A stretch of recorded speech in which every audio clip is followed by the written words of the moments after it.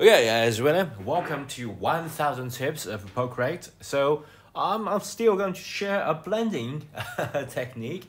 Okay, this time we're going to talk about smudge tool. Okay, so by the way, smudge tool, if you click it, you can actually choose a specific brush for your smudge, and I believe most of you guys may choose like a soft brush for this like a soft smudge effect. But the default soft brush can get a little bit, I don't know how to say this, not so quite good smudge effect. So if you are like doing the smudge, you can see that it doesn't like do pretty good job of smudge. Okay, so you got some sort of smudge effect, but it's not too good. It's not too blended. And if you say, hey, I might increase the size a little bit, something like that, yeah, it can get pretty weird pretty quickly. Okay, so for example, if you want to do the smudge like that, you get a very bad result.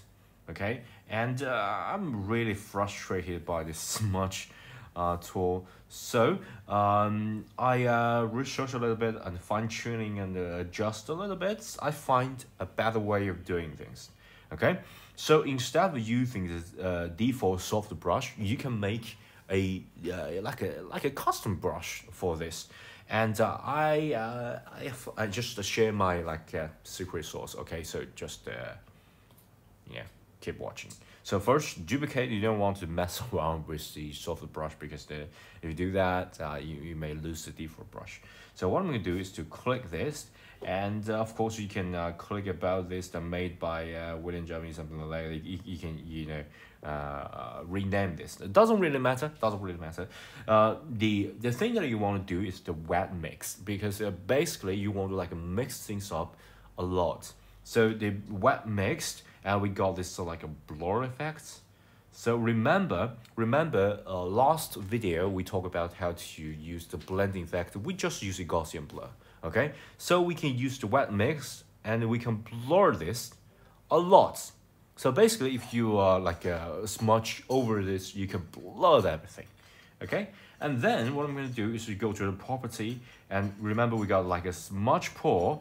Okay, we're going to you know what? We're going to decrease the smudge pour. Okay, so we're not got like a really big pour. Okay, so it'll be really subtle. So after you've done that, you just click, and then you can choose the new brush here, and you can decrease the opacity. So basically, you're going to decrease that and adjust that to a approximately size like this. And as you guys can see, if you do the smudge, remember to alpha lock it. Okay, I believe it's a little bit too low. Okay, then you smudge. That's so much better, right? You got like a really subtle feeling, subtle transition.